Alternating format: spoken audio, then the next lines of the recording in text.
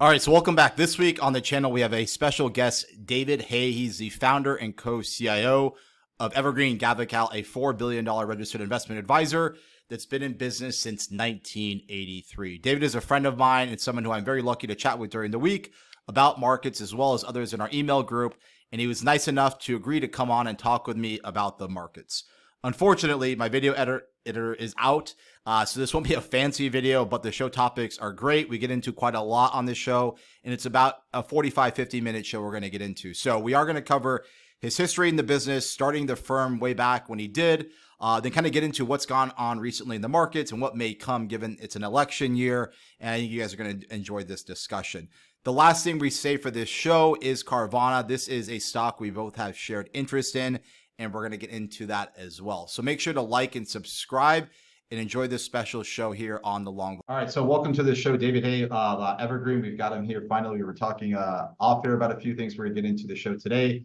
We've known each other for 3 or 4 years now. Let him kind of tell the background, and I'll let you kind of get into it and give yourself an intro to the viewers.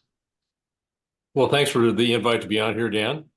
And yes, we have a mutual friend down at Scottsdale where we've spent some time, and I know you spent quite a bit of time, although right now I think you're in lovely Puerto Rico dodging hurricanes. Yes. And speaking of hurricanes, that's kind of what we had in the market this week and starting last week. But anyway, as far as our firm is Evergreen Gavekal. So our partner firm is the famous Gavekal Research, Louis Gav, Charles Gav, Anatol Koletsky. But they really didn't come into the picture till about 10 years ago, maybe 12 now. Previously, I had bought control of Evergreen, which at the time was known as Evergreen Capital Management back in 2002. And I'd started in the business in 1979, back when Jimmy Carter was putting solar panels on the White House, which, of course, Ronald Reagan, when he was elected, took them down. But anyway, I go back a lot of presidents in terms of my career. So I've seen an awful lot of stuff. And, of course, the bond bear market ended, the great bond bear market, which lasted about 40 years, ended right about the time I started. Though the first few years I was in the business, every Christmas we would tax loss bonds because they'd gone down every year. And then, of course, the great bond bull market started in 1982, which lasted 40 years, coincidentally, or I guess very close to 40 years, not quite. And that of course, that drove the stock market into a tremendous bull phase. And yet, for most of my adult life and adolescent life prior to that, the stock market had been in this, what seemed like an endless bear market. And then we had the crash of 87, and it's been an eventful career, that's for sure. But, really how I kind of built my business, even way back when, was based upon interest rates, because I was so young at the time and had no credibility. So my whole approach was to position clients into or try to get clients to buy yield instruments because the yields were very tangible, as opposed to capital gains, which were, kind of speculative, are still speculative, but particularly back then where there really hadn't been any for about 16 years. The stock market went nowhere for 16 years, from 1966 to 1982, actually down, and of course in inflation adjusted terms it was way down. So that was my my gig, and really I played the bond market mostly on the long side for almost 40 years. And it was really in the summer of 2020 when we got down to 0.5%, briefly or very close to it, on the 10-year Treasury, that I said, this is crazy. We saw inflation starting to accelerate, so really pivoted. But I will say that was it was a tremendous tailwind. I was really lucky, when you think about it, coming in at that point when interest rates were at such a high level, really only a few years of pain, and then decades of bliss in riding that wave of declining interest rates, which of course had a tremendously positive effect on the stock market. But I think now we're in a very different situation, which I don't think most people have quite homed in on. This is a different interest rate regime. You and I are talking before recording about Jim Grant and Carvana, but Jim Grant's one of the great interest rate authorities. And in fact, his newsletter is the Grant's Interest Rate Observer. And he also believes that we're in the secular bear market for bonds. And I just don't think most people are appreciating that and what the implications of that are.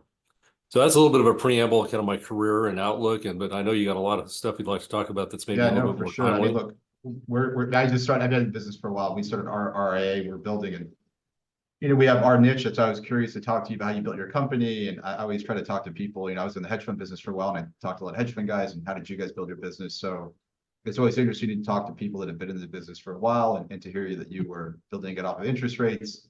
Obviously, I think Bill Gross was that era too, right? And good luck as well. What about Bill Gross? I think Bill Gross was starting his career as well as kind of in the bond business as well, correct?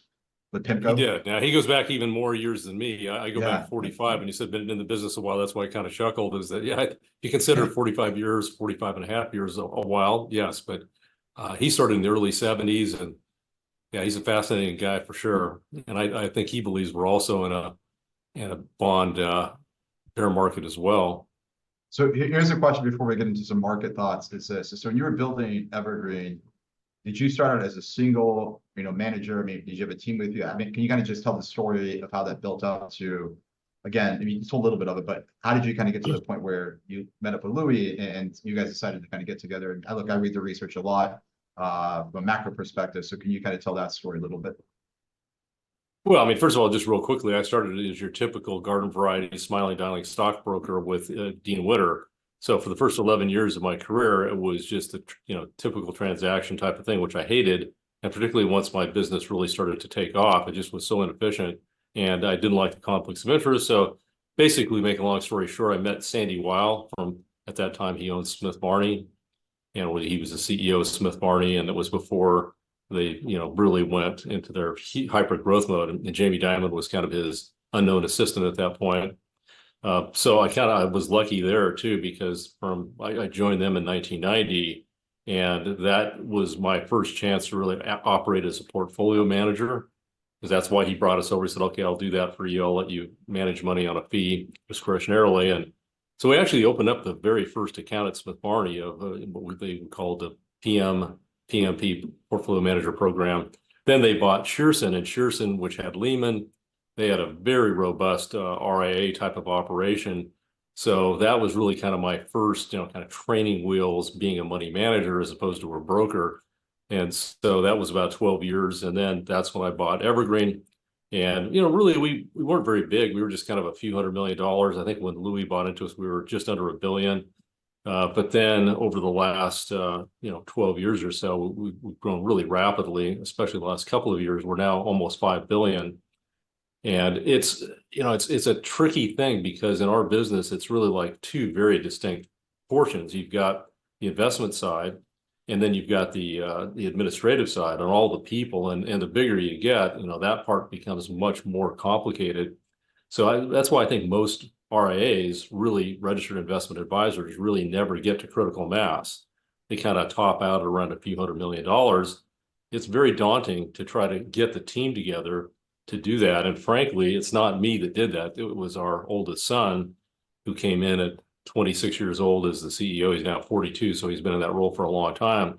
And he's the one that really launched us into the growth phase. So again, I was pretty darn lucky. Yeah, no, for Talking sure. to you, I realize how lucky I've been. Yeah, no, I mean, it is a lot of work. And I don't think people realize it either. I mean, we were running RLP, the back office for that was a headache. And I was just talking to my CEO yesterday, and I keep telling him, I go, I want to keep firing myself from every role I possibly can. The more I can fire myself, the better, because there's so much back into this business that, it's not just investing and researching companies. It is a back end that matters. So I definitely share that sentiment. So moving on, I want to get into a few things.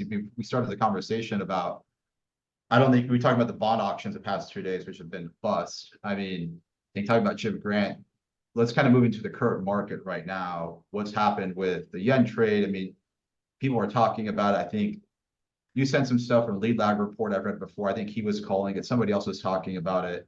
Can we get into that conversation of, the bond where the bond market's going to head to, and this yen trade, and kind of what it did for investors the past 2 weeks? Yeah, so the yen is something that we usually don't get involved with currencies for clients, but there are some ETFs out there, and I did convince our team to buy a position in the yen a little prematurely as usual.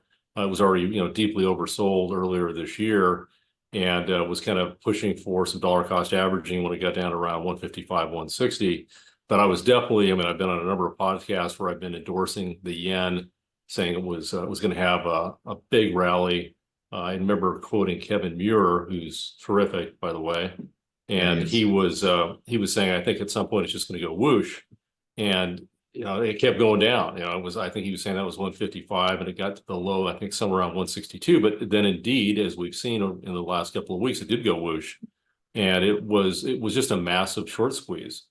I mean, the negative bets on the end, which I don't think, if you simply looked at the futures market, nearly reflected the actual short position, because in the cash market or with real money is, I think, where you really had the trillions and trillions of dollars bet against the yen.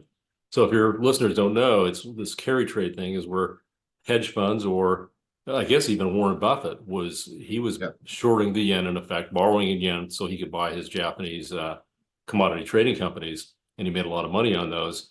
So when you were able to, borrow at basically zero and then invest overseas at much higher returns, it was just irresistible. And it just seemed like easy money. But as you know, in our business, when anything seems like it's easy money and it continues for a very long time, at some point there's going to be a reckoning.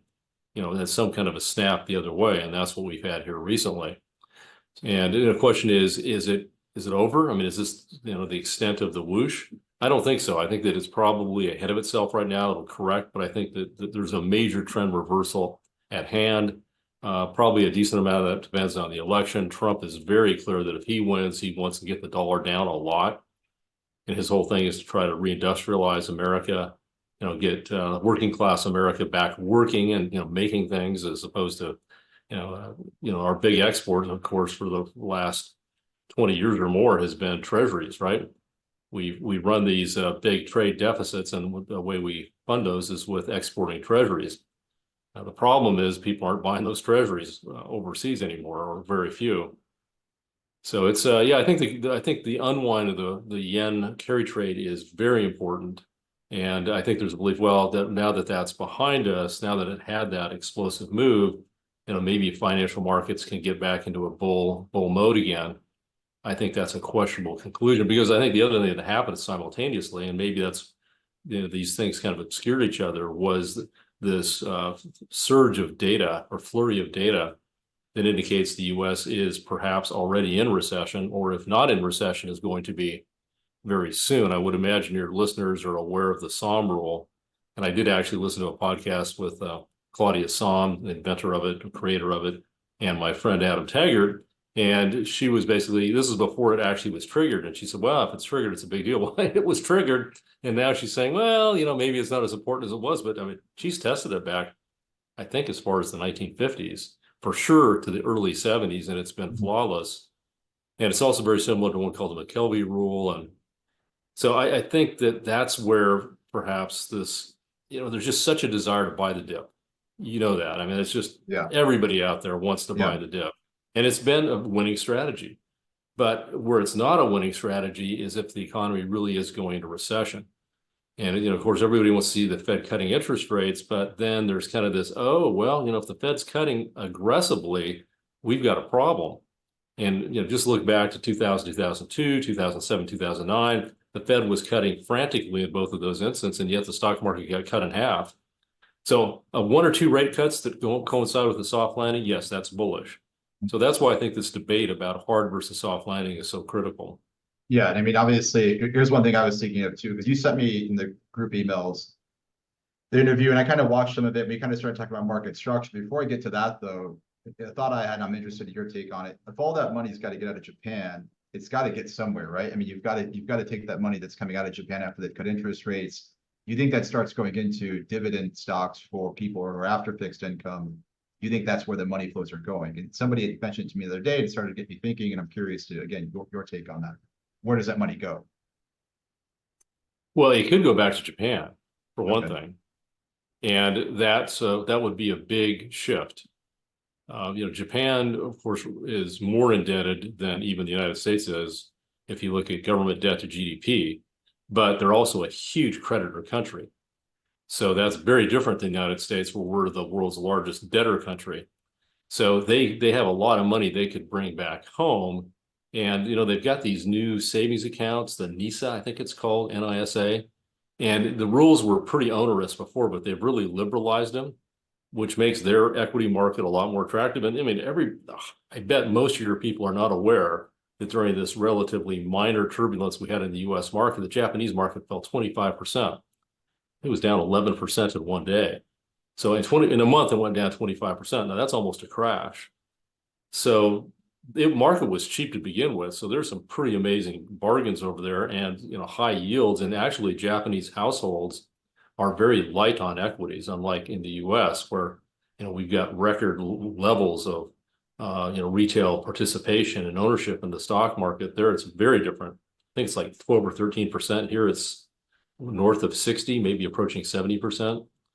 And of course, we're a lot older than we used to be. And, you would think that we'd actually be de-equitizing as we get older, but we're not doing that. So my point is, I think at some point, there's going to be a tremendous surge of capital into the Japanese market. And there has been kind of that here recently, prior to the correction, or not forget correction, bear market really. But it's been mostly foreign capital. There's just not been this participation by, the mythic Japanese investor, Mrs. Watanabe. I'm sure you've heard that term, because ironically in Japan, it's usually the wife that controls the investment process. So I think that's going to happen. And I just think when you look at, and it depends on which statistic or which source you look at, but I more typically see that the US market is now 70% of the global, equity value. And we're about 22% of GDP. So that's just astounding. So it's, at some point, there's going to be a trigger that moves money out of here to other markets. And I think Japan's going to be one of those destinations. Yeah, interestingly enough, we were waiting for a while for some names there to come in off the highs, and they kind of did. And we put some money to work there ourselves this week. But I mean, I kind of want to transition into the next kind of thought. I don't think people realize the sell-off in the Nikkei and in Japan. I mean, obviously you see it in the US market because it's hard not to miss, right? But what do you think that does, moving on to the conversation we talked off there, to market structure? I mean, given passive investing in indices the past, I don't know, 10, I mean, you've been around the business longer than I have, but you've seen the shift. So how do you think market structure affects these sell-offs anymore? Because they're so large and so fast and everything's so interconnected anymore. And I had a friend from Rabobank tell me this. He's an MD there. He goes, no market is an island. Okay. And we were in New York and we were talking, we got into this deep discussion on market structure, and I don't think it's talked about enough. So what's your take on that as far as how it affects the markets at large? Well, I think it's huge. And there's just no question that the biggest development, at least in the US market, has been the rise of passive. And I think it's more severe than it even looks superficially. And superficially looks, severe enough. And by that, I mean, you've got all the closet indexing that goes on as well. And if you look at a float adjusted, so Mike Green from Simplify has done a lot of work at, if you look at how many shares are kind of effectively locked up. And so then he's looking at flows, not so there's, obviously the stock of passive that's out there, which is ginormous, to use a very technical term, but then there's also the flows. And so those flows, which a lot of that comes from 401k type of contributions, right? Retirement plans. And so that percentage of flows going to the market is even more extreme. I think it's something like 80 to 90% of the flows are going into passive. So it just creates this automatic brainless buying.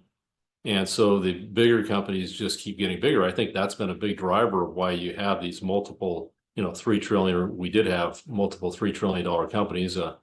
NVIDIA's lost that status, but who knows, it may reclaim that. But I think that's been a big factor behind it. So it's kind of like I think you make a cogent argument that it's a bubble feeding machine.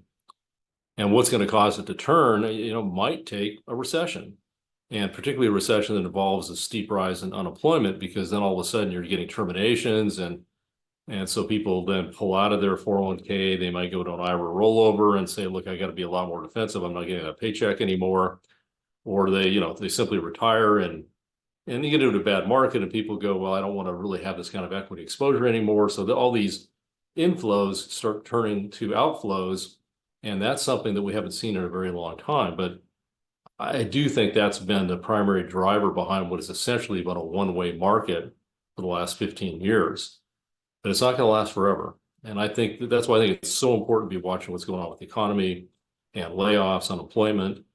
And I think that's a fascinating topic because people are finally looking at it, with the triggering of the Somme rule. But I think it's much worse than what the Somme rule is indicating. I don't know if you saw this, but apparently this is the final revision. That's the trouble with these employment reports is they get revised radically in some cases, particularly when the economy is turning down. And yet that gets almost no press. People, a lot of excitement about the initial release, but really, particularly when the economy is inflecting, you want to look at the revisions. So the third quarter of last year, which supposedly was almost 500,000 jobs created, in the final revision to it, what I believe is the final revision, was down almost 200,000. So it was roughly a 700,000 swing from 500,000 positive to 200,000 negative. It was a little bit under in both, at 490, 190, something like that. Massive swing though. And yet virtually no attention on that. So my point is this, I think this rise in the unemployment rate is actually much more severe than what the official statistics are revealing. Yeah, look, I would agree with you. And I think you see it, we're talking off there right now where the markets are currently. And you're talking about everybody wants to buy the dip, And I think they are going to be in a rude awakening when that doesn't work anymore. So that's why the discussion of market structure is why I don't think people discuss it enough. I think it's such a big part of the returns, especially the last 4 years, the amount of money we put into the system. And if that ends, I'm curious to see where people start putting their money, right? I mean, and it kind of moves to the next topic of this discussion is, the Evergreen Gavekal model, the way you guys look at the markets, if you can talk about that to our viewers and explain, what's your perspective? And obviously, I'm in the business and I understand every client's different, but what's kind of the approach you guys take with investing for your clients? Okay, great question. We have, maybe this is a good thing, maybe it's a bad thing, maybe we're overly diversified, but we have a lot of different strategies and we have a lot of different client personalities. So it's not like we have, A, B, C, you got to either pick portfolio A, B, or C. We've got so many variations on it because we also will weave in, income vehicles, and we go from the very lowest risk from cash management to the highest risk, which we call income replacement, which has somewhat more equity type of volatility to it. And then we've got principal preservation, which is more of a traditional pure bond portfolio. But then we've got aggressive growth, we've got conservative growth on the equity side now, and international, and we just got all these different strategies that we run. And again, you got to have enough critical mass to be able to do that, right? I mean, you got to have the analyst team to do that, and you got to have the macroeconomic research which is really where I'm more focused. So it's we don't really plug people in. I mean, but I have my opinions. We have other opinions. We're in that way, we're actually kind of like Gavekal. I don't know how much you've read their stuff, but they have a lot of opinion exchanges internally, and they share that with clients. And I think people do like that. But we do. In my case, in fact, we have a specific hard asset strategy, which I really run. So that's my preference. I mean, I really believe we're going into a decade. We're in the midst of a decade that's like the 1970s. And I think there's a lot of parallels, including, the concentration that happened in the early 70s, the Nifty 50, with what we've seen here recently. And this acceleration of inflation, which kind of came out of the blue, and this belief that it is transitory. It just took longer to be transitory than people thought. I don't believe that. Some of the people I really respect do believe that. But I think we're going to see, part of it is because if we have this recession now, and this is one point I wanted to make to you that I found fascinating about talking to or listening to Claudia Somme. The reason she created this indicator, this rule, was that when it triggered, it would immediately generate stimulus by the federal government, by the Treasury, not monetary stimulus, fiscal stimulus. And because she said otherwise it gets politicized and it gets slowed down, you don't get the stimulus out in time. And so that's why she did this. And what that really means is at this point, the federal government should be sending out stimulus checks. Now, the problem with that is we've got a federal debt to GDP, deficit to GDP of about 7%, which is almost unprecedented outside of war or, a depression or the COVID lockdowns. So when you're kind of all in, maybe even more than all in on stimulus, how do you do more without creating serious ructions, and particularly in the bond market? So it's we've had this powerful bond rally, though it's lost a lot of steam here just the last few days. I mean, I think we hit 370 the other day. We're over 4 right now on the 10-year Treasury. So we've had what, I think Jeff Gundlach really nailed this a month or two ago when he said, look, when it looks like we're going to go into recession, you're going to get a Pavlovian bond rally, a knee-jerk rally into treasuries, long treasuries, because that's what you always do going to recession. But the problem is, just like I said a moment ago, with these massive deficits, what happens if you go from a $2 trillion deficit during an expansion to a $4 trillion, $6 trillion deficit during a recession? Because your revenues, tax revenues go down, and all these, support payments, the safety net things kick in, and you have this just overwhelming amount of red ink and bond issuance, and it just absolutely swamps the market. I mean, could you get to a situation where the long end actually goes up in a recession, the long end of the treasury curve, while the short end is collapsing because the Fed's cutting hand over fist? I think that's a very real possibility. And by the way, that may be why financial stocks have been acting really well lately. The market may be starting to sniff that out. I do want to make sure we talk about that, because you were saying, how do we structure things? One of the things we look at is multi-year breakouts, as I think we're big fans of that. And the financials look really impressive on a chart basis, and a whole bunch of the individual constituents do as well. So, this is not meant to be overly bearish, because I do think there's opportunities. I think mid-cap looks really interesting on a breakout standpoint as well.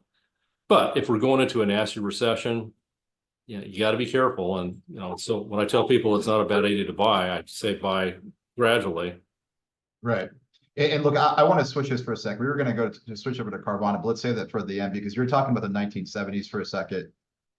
And obviously, there's a lot of speculation of a commodity boom, and everybody's talking about, the Fed's pretty much, I mean, in my view, out of bullets, right? I mean, they're kind of back against the wall. If they end up having to cut, do we see commodities start to take off again? Is that your view? And if that is your view, I mean, where do you position for that? Is it directly in gold? Is it in miners? I mean, there's so many ways to express that view. What's your kind of take on it personally, if that ends up becoming the case? Yeah, I think that's when you really get like a replay of 2020, when the Fed and the Treasury are in max stimulus mode, trying to forestall a recession. And even if you look historically at traditional recessions, commodities tend to fall kind of before and early on, and then through the recession, they tend to really take off. And it could be for exactly that reason. I think it will be even more pronounced this time. And as you know, I mean, commodities have been smacked here the last couple of months, and they really weren't doing too great even before that. So we've been in a commodity mini bear market really since mid 2022. And the problem, a lot of these commodities are in increasing demand for various reasons. A lot of it related to what I call the great green energy transition, whether it's copper, silver, aluminum, just to name three that are obvious. Palladium, I think, is another one that's going to be a big beneficiary. Because I think EVs are going to pass the baton to hybrids, and hybrids use more palladium than do ICEs, internal combustion engine cars. But it's the problem, I think, that is going to really flare up is that most of these commodities have had tremendous amounts of underinvestment in them, capex starvation for years. Energy is really prominent in that regard. And in fact, if you look, even though the superficial numbers look bad, it's kind of like unemployment. If you go below the surface, it's even worse.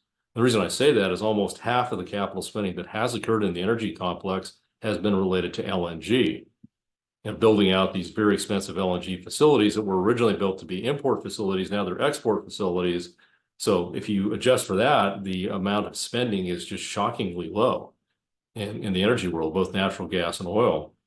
So I think at some point that's just got to hit home. But right now you've had rising interest rates, which is always tough on commodities. And then secondarily, you've had these fears of recession that have really flared up here lately. That's taken many of these commodities down. Or plus the deleveraging. I mean, this has been, let's face it, we've had a massive global margin call over the last week or so.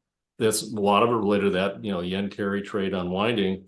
That takes these guys down. So, I guess our approach, and we've been pretty successful in this regard, is when we get these big up moves in commodities, we trim pretty hard. We sell into that. Even though we think the long-term trend is up, these things are extremely volatile. And the commodities are volatile enough, but then when you look at the underlying equities, they tend to be even more volatile. So you just have to take profits into rallies. Then you're in a position where you can buy on weakness. What I find most people do is they treat these things like tech stocks that have consistently rising earnings. So they just buy more of them as they run. And then they get clobbered and go, oh, God, I don't want to touch a gold miner again or an oil producer. And, that's when they're really a bargain. So I think you just have to make the volatility work in your favor, particularly when it comes to commodity producers. Yeah, no, I mean, look, as a trader, for me, first and foremost, and we do a lot of investing, but the volatility is obviously something we make a lot of money in markets. But we were talking about Valero and emails back and forth, and I was kind of tracking that. I mean, based on the presidency, I don't want to get too deep in it. Do you think it's a plus or minus for energy if we see Kamala elected, or is it a negative? I mean, what do you think oil and gas names go if she's elected versus a Biden presidency, in your view? Well, which Kamala do we believe? The Right. one that was in the vice president and in Senate before that. I mean, apparently her Senate voting record was almost right there with Elizabeth Warren, but she's now definitely pivoting towards the center. So if she could be taken at her word, and I guess I'm a little skeptical because remember when Biden was running, he was going to be the moderate, right? He was going to appeal to the center of the country, which he didn't do at all, or at least his handlers didn't do at all, or his string pullers, whatever you want to say. So hard to know, but I would say that in general, she's going to be much less friendly to new energy production than Donald Trump. So you could make the case that if she wins, that's probably bullish for oil prices. And it's probably bearish for oil service companies if she wins and she reverts closer to form. If Trump wins, you get the drill baby drill thing. But it's you don't turn that stuff on a dime. I mean, I know with fracking, it can happen pretty quickly. It's not like the old days where it would take 5 years or 10 years to develop a new massive field. These wells in the Permian can be, producing in just months. But the reality is even the Permian is rolling over. And it's, I think the evidence is pretty compelling that a lot of the high grading has already been done. They've drilled out the best rock. And so now they're going to kind of go from tier 1 to tier 2, not to say that there aren't still some tier 1, rock available, but it's getting limited. Even some of the people you see on some of our emails these people are incredibly successful, and one of them's a billionaire, and these guys have been in the business for decades, and they've been big bulls on the Permian, but even they're saying it's getting tougher. So I'm bullish on energy regardless of who wins in November. But I do think you could probably make a case that if Donald Trump wins, you want to load up on oil service companies. And if Kamala wins, maybe you load up on the Exxons of the world, which, by the way, I think the chart pattern of Exxon is pretty interesting. Yeah, we talked about that in an email. I started looking at that again. So look, I've been tracking that sector pretty heavily. I hope we get some breakouts there, especially in Valero and EOG. I've been waiting on that one for a while. It's just kind of stuck in this range. And I'm like, I want to allocate more to it, but the presidency kind of scares me. So I'm just kind of leaning back, but hopefully we'll kind of get that inflection to take place once the election's done. And that's going to be interesting. We've got to deal with that. We've got to deal with this yen situation. It's definitely going to be a volatile next 2 or 3 months, which is always interesting. But that being said, talking about volatility, let's get into. Well, I just want to say you brought up EOG, and you may have seen this, maybe didn't. They had a really good earnings report yesterday, so that's encouraging. Yeah, so these guys are making good money even with less than ideal commodity prices. Yeah, and where does them? I mean, look, if they can't put it into infrastructure, the divvies are increasing. They're buying back quite a bit. I like that. I mean, we like that. So yeah, it was a good report. So hopefully we can catch this breakout because it's right there. So we'll see. But speaking of, we have a mutual kind of discussion. You and I have talked off here quite a bit in Carvana, right? I mean, I think it's notorious. Yeah, incredible. I talked about it a few years ago. You and I talked about it. We were out here talking about it. You introduced me to a friend here in San Juan who did some stuff. So let's kind of get into that. It's our mutual foe. Let's talk about the valuation and your thoughts on that, and I'll get into it as well. So, and we'll kind of I think when it comes to Carvana, you know more about it than I do. I kind of approached it at a higher level without getting into the nitty gritty. Mostly looking at how bad their balance sheet was initially. As you know, when I first went short and this is again for not for clients, only for me personally. We don't do any shorting for clients, but I do have a fairly large short book, partially because almost everybody that sells short's gone. So I kind of like that. But I also think that we're in this period of, we've had this massive bubble and we're going to go through this great rotation away from that stuff, the bubble stuff, towards things that are, if you drop them on your foot, it hurts, the hard asset type of stuff. And, things like CrowdStrike that get up to 600 times earnings. And even after it's been crushed, it's still 300 times earnings. I just think that stuff is crazy. And I think Carvana is one of the craziest. But, we were talking about this before recording, when the meme crowd gets involved, and when there's a short position, it's fairly sizable short position, which there was initially, these things just go up like there's just no rhyme or reason. There's no connection to underlying value. It just becomes a complete momentum trade and short squeeze. So I think that's mostly what we bet. But, to give the devil its due, they did report a profit, not a huge one, but a profit. And as you pointed out, and I pointed out as well, you go back to 2021, which was nirvana for Carvana and anybody else selling used cars. They didn't make money back then, but this time around they've been able to do so. I'd love somebody that's really good at forensic accounting, which I'm not, to look at their numbers to determine how real they are. And as we all know, there's a lot of games that you can play for a while to inflate earnings, and it's stunning to me how much insider selling is going on. And they had young Garcia on CNBC last week, and Jim Cramer was just giving all kinds of softball questions and didn't ask him, well, if you guys are that bullish on the company's prospects, why are you selling, tens of millions of dollars on a weekly basis in the stock? And, there's a lot of reasons people insiders sell, but it's not because they believe the stock is going higher. So that's an oddity. The balance sheet is still bad. As you pointed out, they've done this $1 million ATM at the market sale, which I guess they're partway through. But that's a lot of money. I mean, that's real money going in at a very high price. It's not like, with the trading, you can say, well, that's really kind of marginal. The last trade is at a high price. But I mean, there's been enough volume, frankly, going at these, $80, $100, $120 prices. Somebody's putting real big money in this thing. But that ATM thing, there's just no question. That's $1 billion that they're going to, well, if they can complete it, which they probably will. And they're going to use that to pay down debt. And that's smart because their balance sheet is still very precarious. I believe they have 2 bonds out there where they're still not even paying the interest on them. I guess they're PIKs. Yeah, and they've said that they're going to start soon. Yeah, I mean, and they're going to start paying interest on them because they are generating some cash flow now. But you compare it to, say, Lithia, which is a very profitable full service dealer, and this thing is trading at multiples of Lithia, whose profits are, multiples of Carvana's, which again, until recently, they didn't even have any profits. So I think it's bizarre. I've talked to some, retired auto dealers, and they go, yeah, we don't get it. We just don't trust that company. But it's, I could be talking my book. I'm still very negative on it. It's been painful, but it was painful on Tesla for me for a while too. And I do think Tesla's got real problems. And I think the whole auto industry's got real problems.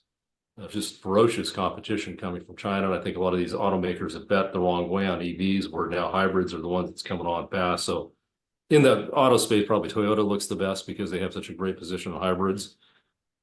But anyway, but I'd like to hear what you have to say about Carvana. Yeah, before you look, I love that you say Toyota, because that's one of the equities we got into this week after the Japanese sell-off. I was waiting on that, and I've been tracking that nonstop. So it's good to hear that your positive note on it, because it makes me feel better. But let's get into Carvana. Yeah, it is really the class act in the auto industry.